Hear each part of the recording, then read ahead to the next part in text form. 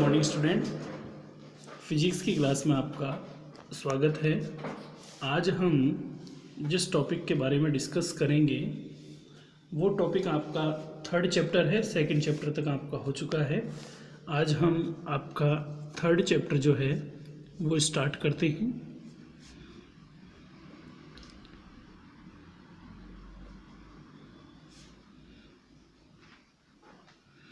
Chapter third आपका motion in a straight line.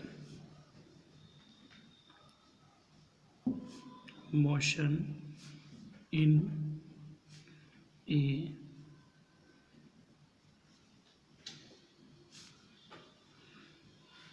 Straight line.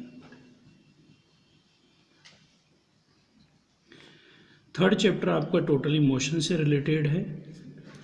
इससे related हम इसके अंदर स्टडी करेंगे कि आपकी जो मोशन है वो कितने टाइप्स की होती है, कैसे सिस्टम्स होते हैं आपके, उनसे रिलेटेड सारा स्टडी इसके अंदर करेंगे। जिसमें आपका फर्स्ट टॉपिक है frame of reference.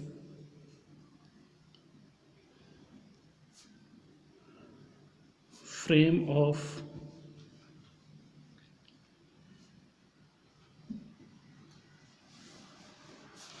Reference.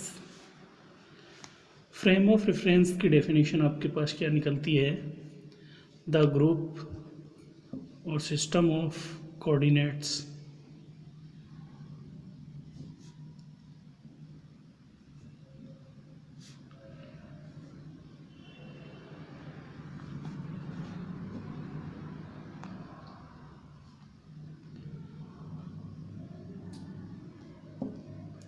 the group or system of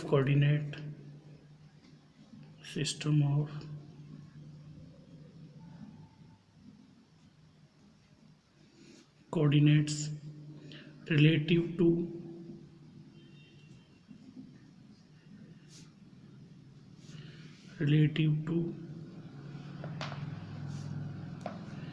which an observation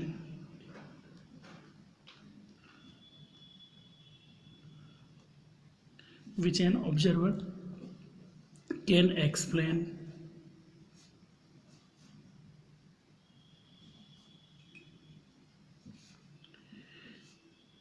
a position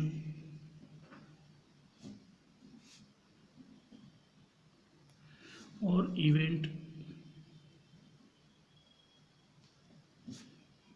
is called frame of reference.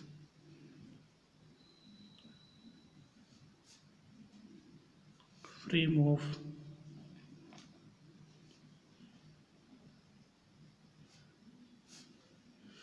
Reference.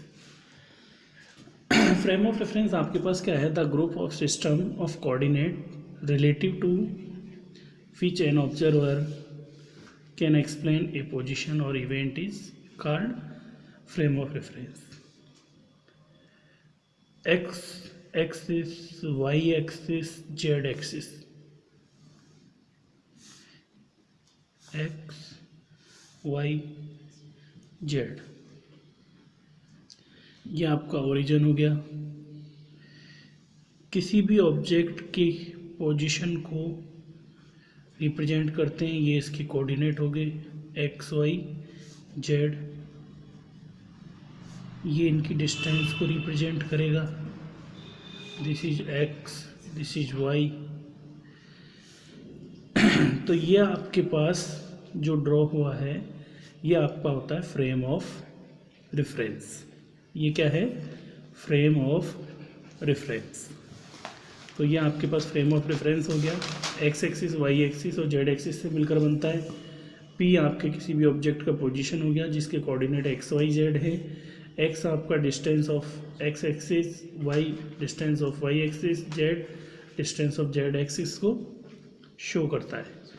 अब types of frame of reference, इनका ज़्यादा डिस्क्रिप्शन इसके अंदर नहीं है बट इनके नाम याद रखना ज़रूरी है। तो types of types of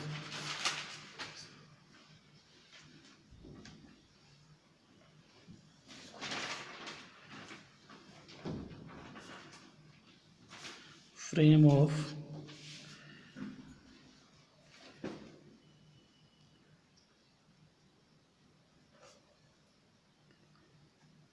reference. 3 type के आपके पास ये होते हैं। पहला कार्टेशियन,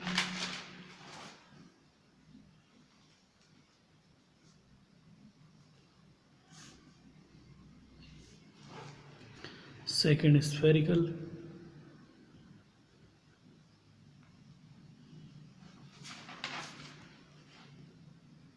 और थर्ड है आपका cylindrical.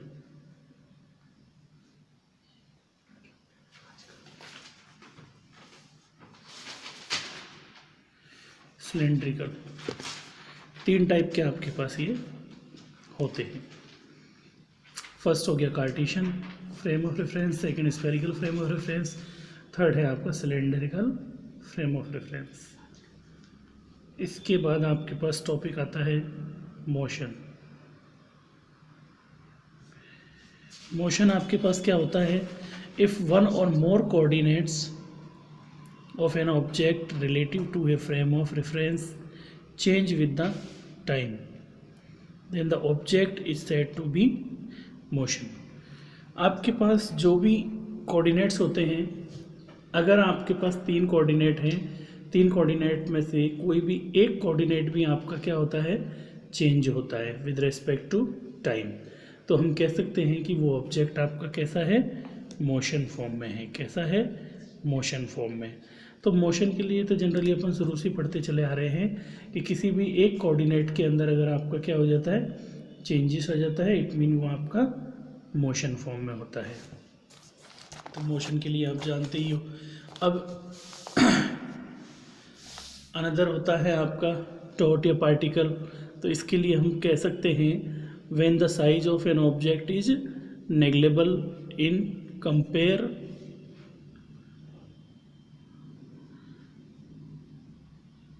Some to the distance covered by it.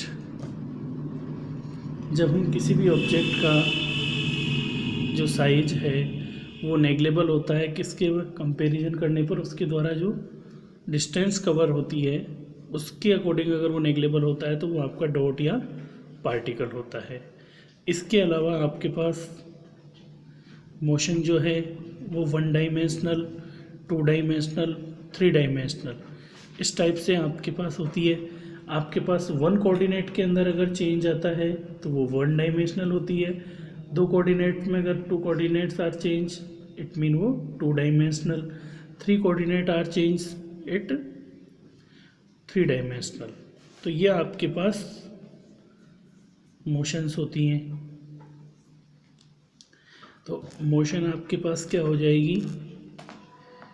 First तो होती है 1 dimensional motion,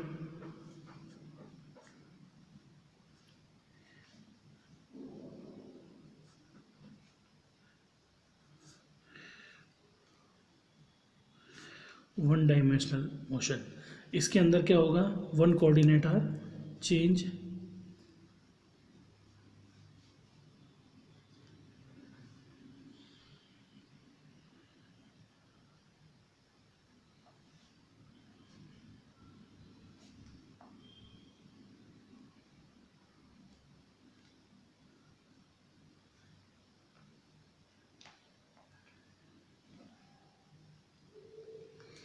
one coordinate changes with time,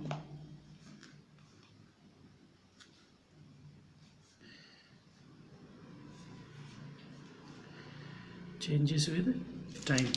तो वो आपका कौन सा मोशन हो गया? 1 डायमेंशनल मोशन हो गया। सेकंड होता है आपका 2 dimensional motion.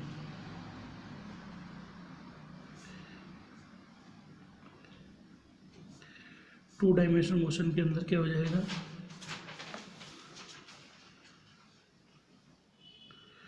Two coordinate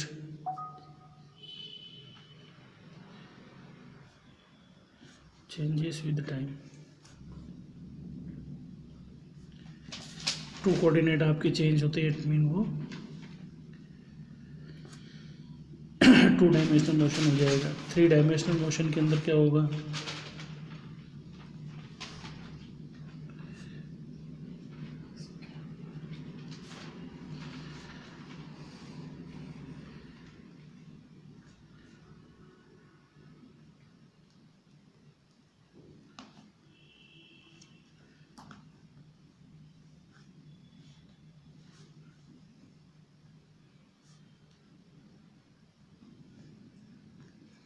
three coordinates changes with time, तो वो आपका कौन सा मोशन हो जाएगा, थ्री डायमेंशनल मोशन। अगर आपके पास वन कोऑर्डिनेट चेंज होता है, इट मीन वो one dimensional motion. Two coordinate change होते हैं, it mean two dimensional motion. Three coordinate change होते हैं, इट मीन वो थ्री डायमेंशनल मोशन। तो इस टाइप से आपके पास ये तीनों टाइप के मोशन हो जाते हैं। इसके बाद आपके पास आता है डिस्टेंस। क्या आता है, डिस्टेंस। तो नेक्स्ट टॉपिक है आपका distance.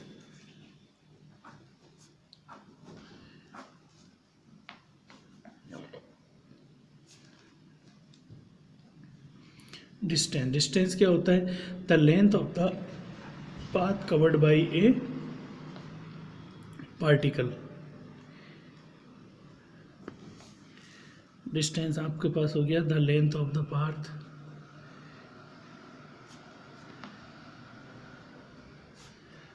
the length of the path covered by a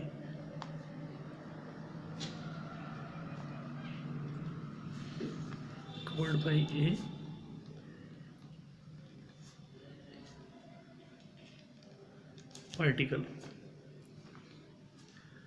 in a definite time। Definite time में आपके पास जो लेंथ कवर की जाती है किसी भी पाथ की, तो वो किसको डिनोट करती है, डिस्टेंस को। किसको कवर डिनोट करती है, डिस्टेंस को। इसका एसआई यूनिट क्या होता है, मीटर। एसआई यूनिट क्या हो गया इसका, मीटर हो गया। यह आपकी कैसी क्वांटिटी होती है, स्केलर क्वांटिटी होती है। कैसी क्वांटिटी होती है, ये स्केलर क्वांटिटी होती है। उसके बाद आता है आपका displacement.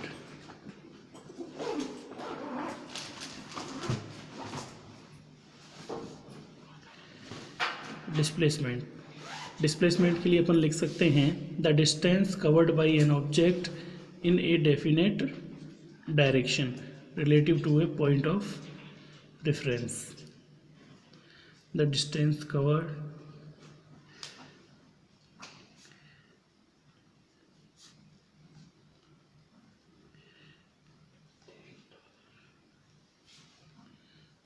by an object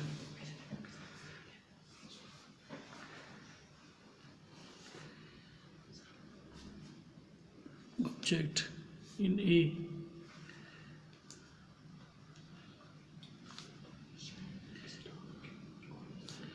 definite direction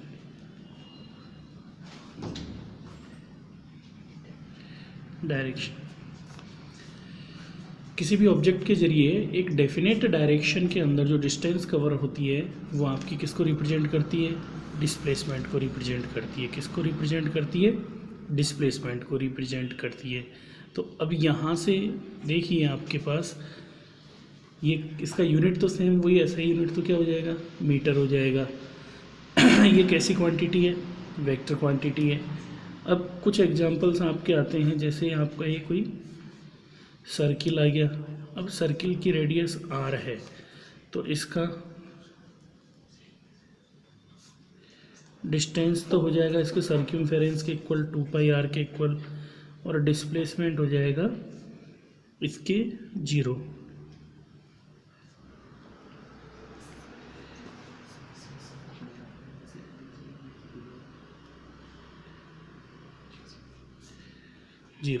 आपका इनिशियल पॉइंट और एंडिंग पॉइंट अगर सेम होता है तो आपका डिस्प्लेसमेंट 0 हो जाता है। अगर कोई सेमी सर्किल या हाफ सर्किल होगा तो उस टाइम पे डिस्टेंस आपकी पाई आर और डिस्प्लेसमेंट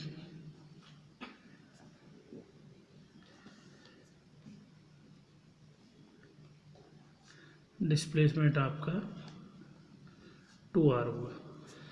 डिस्प्लेसमेंट कितना हो जाएगा? 2r हो जाएगा। थर्ड आपके पास अगर इस टाइप से अगर मूवमेंट होती है ए बी सी, तो यहाँ से डिस्टेंस तो आपके पास हो गया A B plus B C और डिस्प्लेसमेंट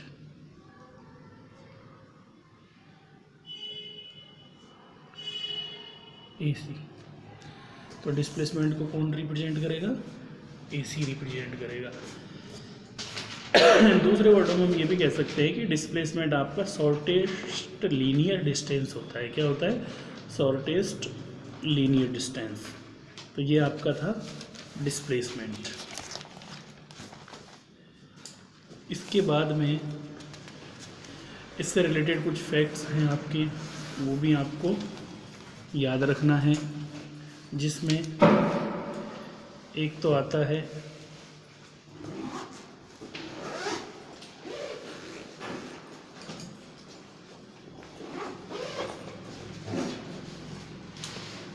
एक फैक्ट तो है आपका कि डिस्टेंस डिस्प्लेसमेंट से हमेशा ग्रेटर देन या इक्वल होता है। तो आपके पास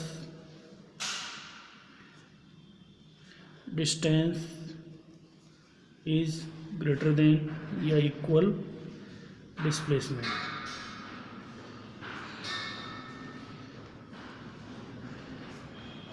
डिस्प्लेसमेंट।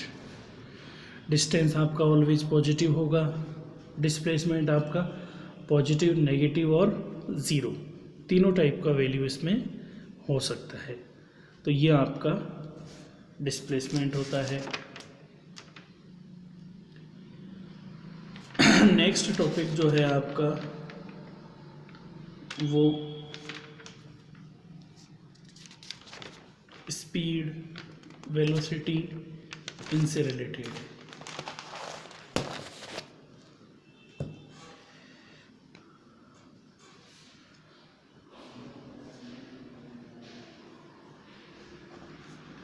स्पीड यूनिट टाइम में हम जितना डिस्टेंस कवर करते हैं वो आपकी किसको डिनोट करेगा? स्पीड को डिनोट करेगा। तो यहाँ से स्पीड का जो फॉर्मूला बनता है वो है आपका distance upon time, distance covered in unit time. तो आपके पास जो यूनिट टाइम में जितना डिस्टेंस कवर होगा वो आपका स्पीड हो जाएगा। स्पीड का फॉर्मूला है आपका डिस्टेंस अपॉन टाइम। यूनिट जो है इसका वो हो जाएगा मीटर पर सेकंड। कैसा क्वांटिटी है ये? स्केलर क्वांटिटी है। कैसा क्वांटिटी है? Scalar quantity. तो ये आपको ध्यान रखना है कि स्पीड आपका कैसा क्वांटिटी होता है? स्केलर क्वांटिटी होता है। और इसके अलावा ये 4 टाइप का आपका हो सकता है, जिसमें एवरेज स्पीड और यूनिफॉर्म, नॉन यूनिफॉर्म और इंस्टेबियस स्पीड। एवरेज स्पीड में तो क्या होता है आपका फाइनल पोजीशन और इनिशियल पोजीशन से जो वेलोसिटी रहता है उसका एवरेज हम निकाल लेते हैं, तो वो एवरेज वेलोसिटी हो जाता है। यूनिफॉर्म वेलोसिटी के अंदर आपके पास क्या होगा? यूनिफॉर्म स्पीड में, यूनिफॉर्म स्पीड के अंदर एक फिक्स टाइम के अंदर फिक्स डिस्टेंस कवर की जाएगी, तो वो आपका यूनिफॉर्म स्पीड हो जाएगी। नॉन यूनिफॉर्म के अंदर क्या होगा? फिक्स टाइम में डिफरेंट डिस्टेंस आपकी कवर होती हैं, तो वो आपका किसको शो करेगा? नॉन यूनिफॉर्म को शो करेगा। तो ये कुछ चीज़ें आपकी हैं जो आपको ध्यान रखनी है। फिर आपके पास आता है वेलोसिटी। क्या आता है? वेलोसिटी। वेलोसिटी के अंदर क्या होता है?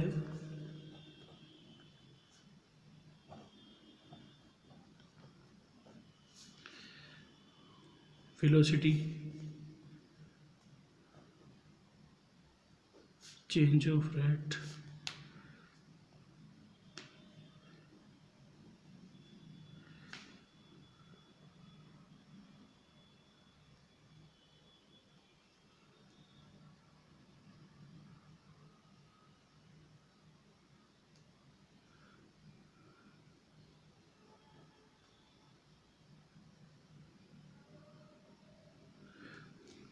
चेंज ऑफ रेट निकालेंगे किसका?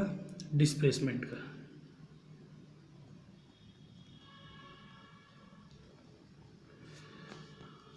चेंज ऑफ रेट किसका निकलेगा? डिस्प्लेसमेंट का निकलेगा।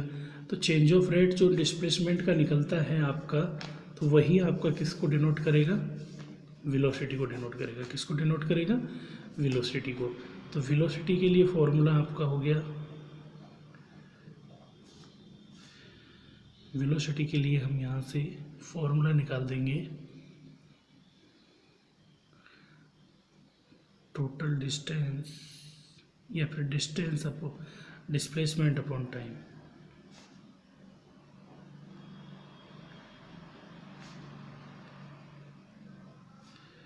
Displacement upon time.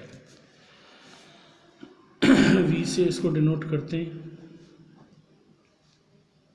Del X upon delta T की फॉर्म में इसको हम निकाल सकते हैं, x2 minus x1 t2 minus t1। इसमें भी चारों पार्ट सेम वो कि वही स्पीड के जैसे ही होंगे। यूनिट जो है इसका मीटर पर सेकंड। कैसा क्वांटिटी है ये? वेक्टर। कैसा क्वांटिटी है? वेक्टर क्वांटिटी है।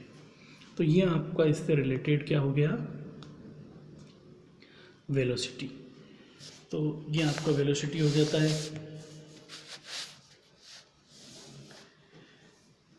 इसके बाद में एक्सेलरेशन होता है। तो एक्सेलरेशन भी आपका पुराना पढ़ा हुआ ही है, सेम अभी 9th-10th में हम जो पढ़ते थे, change of rate in velocity. Velocity का चेंज ऑफ रेट निकालेंगे तो वो आपका किसके इक्वल हो जाएगा? एक्सेलरेशन के इक्वल हो जाएगा। किसके इक्वल हो जाएगा? एक्सेलरेशन के इक्वल। तो आज की क्लास के अंदर हमने distance, speed, velocity, generally acceleration से रिलेटेड स्टडी करा। आज की क्लास में हम इतना ही पढ़ेंगे, बाकी नेक्स्ट टॉपिक हम नेक्स्ट क्लास में डिस्कस करेंगे। आज की क्लास के लिए थैंक यू।